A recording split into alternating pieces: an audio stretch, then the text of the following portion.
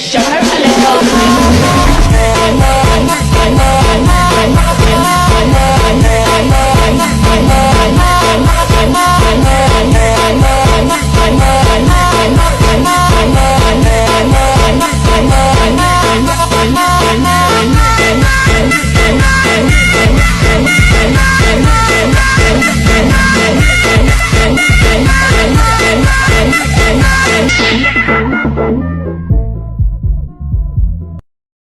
Baik, perkenalkan nama saya Inil Akbar dengan NIM A1I1244034. Di sini saya akan menjelaskan sedikit latar belakang mengenai makalah kelompok kami. Jadi, pendidikan inklusif merupakan pendekatan pendidikan yang memberikan kesempatan belajar bagi semua anak, termasuk anak berkebutuhan khusus dalam satu lingkungan pendidikan yang sama. Prinsip dasarnya adalah menghargai keberagaman dan memastikan bahwa setiap peserta didik mendapatkan hak yang setara untuk berkembang secara akademik, sosial, emosional, dan fisik. Di Indonesia, pendidikan inklusif menjadi salah satu strategi untuk mewujudkan pemerataan akses pendidikan, sebagaimana diamanatkan dalam Undang-Undang Nomor 20 Tahun 2003 tentang Sistem Pendidikan Nasional. Namun, realitas di lapangan menunjukkan bahwa implementasi pendidikan inklusif masih menghadapi tantangan seperti keterbatasan sumber daya manusia, kurangnya sarana prasarana, dan rendahnya pemahaman masyarakat. Oleh karena itu, pembudayaan pendidikan inklusif menjadi langkah strategis untuk memastikan nilai-nilai inklusi tidak hanya tertuang dalam kebijakan, tetapi juga tertanam dalam budaya sekolah dan masyarakat. Proses ini mencakup penanaman nilai, perubahan sikap, penguatan kebijakan, dan penerapan praktik pembelajaran yang responsif terhadap keberagaman peserta didik. Perkenalkan, nama saya Nur Hafsah dengan NIM A1I1244104. Nah, di sini saya akan membahas mengenai pengertian pembudayaan pendidikan inklusif. Nah, pembudayaan pendidikan inklusif adalah proses menanamkan nilai, moral, dan kebiasaan positif terkait penerimaan serta penghargaan terhadap keberagaman peserta didik. Sehingga prinsip inklusif ini menjadi bagian dari budaya sekolah dan masyarakat. Nah, kemudian juga proses ini tidak hanya sebatas menjalankan kebijakan formal, tetapi juga mengubah pola pikir semua pihak yang terlibat dalam pendidikan. Mulai dari pimpinan sekolah, guru, tenaga kependidikan, siswa, orang tua, hingga masyarakat luas. Nah, kemudian menurut Bot dan ENSCO pada tahun 2002, di mana keberhasilan pendidikan inklusif ini bertumpu pada 3 dimensi utama, di mana yaitu budaya, kebijakan, dan praktik. Dimensi budaya ini mengacu pada sikap, nilai, dan keyakinan yang mendorong terciptanya lingkungan belajar yang saling menghargai dan mendukung. Kemudian dimensi kebijakan ini dia menekankan pentingnya regulasi, pedoman, dan peraturan sekolah yang mendukung akses pendidikan setara bagi semua anak. Sedangkan dimensi praktik ini berfokus pada metode, strategi, dan pendekatan pembelajaran yang mampu mengakomodasi perbedaan kebutuhan belajar siswa. Nah, dalam konteks Indonesia juga, pembudayaan pendidikan inklusif ini berarti mendorong terjadinya pergeseran paradigma dari sistem pendidikan segregatif menuju sistem pendidikan yang mengintegrasikan semua peserta didik dalam satu ruang belajar saja. Nah, hal ini itu mencakup penerimaan siswa berkebutuhan khusus di sekolah reguler, kemudian penyediaan dukungan pembelajaran yang memadai, serta penghapusan segala bentuk diskriminasi dan stigma. Kemudian pembudayaan ini juga mengacu pada prinsip keadilan sosial dan hak asasi manusia yang sudah diatur dalam Undang-Undang Nomor 20 Tahun 2003 tentang Sistem Pendidikan Nasional, serta diperkuat oleh berbagai kebijakan teknis seperti Permendiknas Nomor 70 Tahun 2009. Baik, perkenalkan, nama saya Rahmatia Hidayah dengan NIM A1I1244022. Di sini saya akan membawakan materi tentang peran sekolah dan guru dalam pembudayaan pendidikan inklusif. Sekolah memiliki peran strategi sebagai pusat pembentukan budaya inklusif karena menjadi tempat berinteraksi utama antara peserta didik dan latar belakang dan kemampuan yang beragam. Sebagai lembaga pendidikan formal, sekolah dapat membangun kebijakan internal yang menjamin penerimaan semua siswa tanpa diskriminasi, menyediakan fasilitas yang ramah difabel, dan menciptakan lingkungan belajar yang aman dan suportif. Guru memegang peran vital karena berinteraksi langsung dengan siswa di kelas.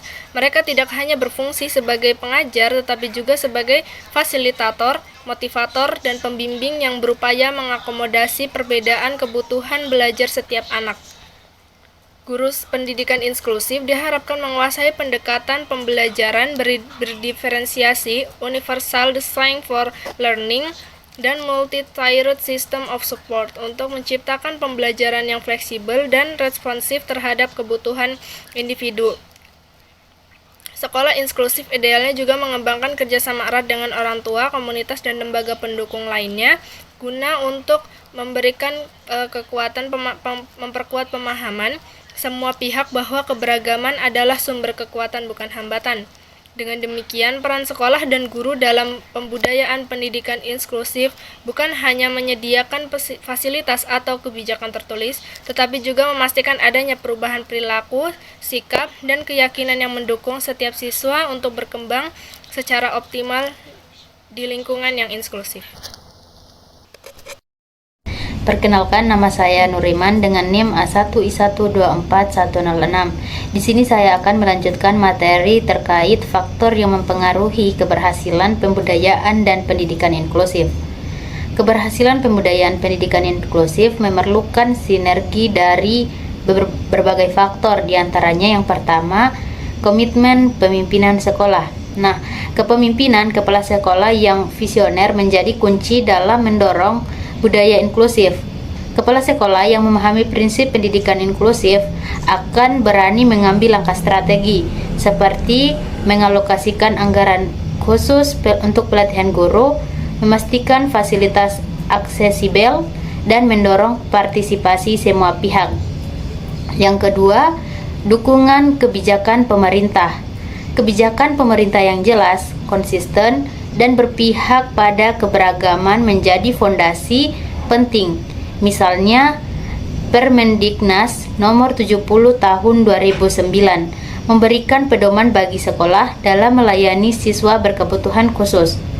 Kebijakan ini perlu disertai regulasi teknis, insentif, dan mekanisme evaluasi yang berkesinambungan.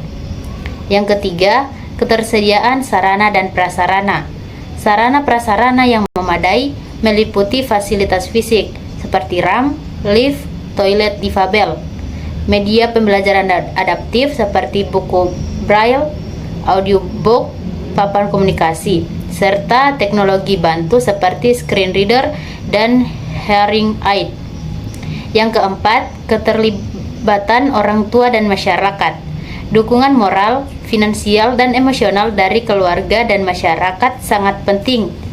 Partisipasi orang tua dalam pertemuan sekolah dan kegiatan literasi inklusi dalam memperkuat penerimaan keberagaman. Dan yang kelima, kolaborasi lintas sektor. Dukungan dari sektor kesehatan, sosial, dan lembaga swadaya masyarakat dapat memberikan layanan komprehensif bagi anak. Misalnya pemeriksaan kesehatan rutin atau penyediaan alat bantu belajar. Perkenalkan, nama saya Sucokta Ramadhani dengan NIM A1I1241027. Di sini saya akan menjelaskan materi tentang tantangan dalam pembudayaan pendidikan inklusif. Yang pertama, sikap dan persepsi masyarakat. Masih ada anggapan bahwa anak berkebutuhan khusus tidak mampu belajar bersama anak lain. Stigma ini menghambat penerimaan sosial. Yang kedua, kurangnya pelatihan guru. Banyak guru belum menguasai strategi pembelajaran diferensiatif dan penilaian berbasis kemampuan individu. Yang ketiga, keterbatasan fasilitas. Tidak semua sekolah memiliki infrastruktur ramah difabel seperti ramp atau lift. Yang keempat, ketidaksiapan kebijakan sekolah. SOP penerimaan siswa inklusif dan asesmen awal sering belum tersedia atau tidak sesuai standar. Yang kelima, koordinasi antar instansi lemah. Strategi antar dinas pendidikan, dinas sosial, fasilitas kesehatan, dan lembaga masyarakat belum optimal. Yang keenam, monitoring dan evaluasi belum optimal. Sistem evaluasi mutu sekolah sering tidak memasukkan indikator inklusif sehingga sekolah kurang terdorong untuk meningkatkannya. Strategi pembudayaan pendidikan inklusif. Yang pertama, penguatan nilai dan iklim sekolah. Menciptakan lingkungan yang aman, ramah, dan menerima keberagaman melalui program seperti Hari Inklusif, kampanye anti-diskriminasi, dan pertunjukan seni yang melibatkan semua siswa. Yang kedua, penguatan kebijakan sekolah. Memasukkan prinsip inklusif dalam RKS, membuat SOP penerimaan siswa tanpa diskriminasi, dan mengatur asesmen fleksibel. Yang ketiga, penguatan praktik pembelajaran. Menerapkan UDL, pembelajaran berbasis proyek, dan MTSS untuk memastikan semua siswa dapat belajar sesuai kemampuannya. Yang keempat, peningkatan kapasitas guru. Mengadakan pelatihan rutin, lokakarya, dan peer learning untuk meningkatkan keterampilan mengajar inklusif. Yang kelima, penguatan kemitraan. Menggandeng orang tua, LSM, universitas, dan dunia usaha untuk mendapatkan dukungan, fasilitas, dan pendanaan. Yang keenam, monitoring dan evaluasi berkelanjutan. Menetapkan indikator keberhasilan, melakukan evaluasi tahunan, dan memberikan penghargaan bagi sekolah inklusif yang berprestasi.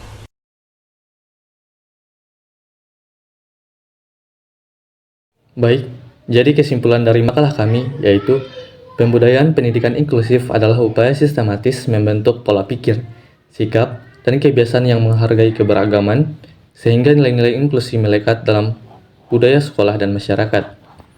Sekolah berperan menetapkan kebijakan yang berpihak pada semua peserta didik dan menyediakan fasilitas yang ramah difabel, sedangkan guru berperan mengelola pembelajaran yang adaptif sesuai kebutuhan setiap siswa.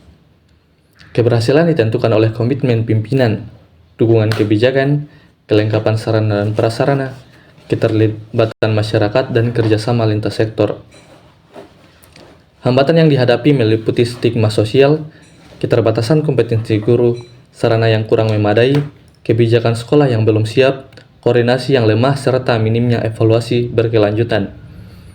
Strategi yang efektif mencakup penguatan nilai dan kebijakan sekolah, penerapan metode pembelajaran inklusif, peningkatan kapasitas guru, kemitraan dengan berbagai pihak, serta evaluasi yang terencana. Baik, sekian dari saya akhiri.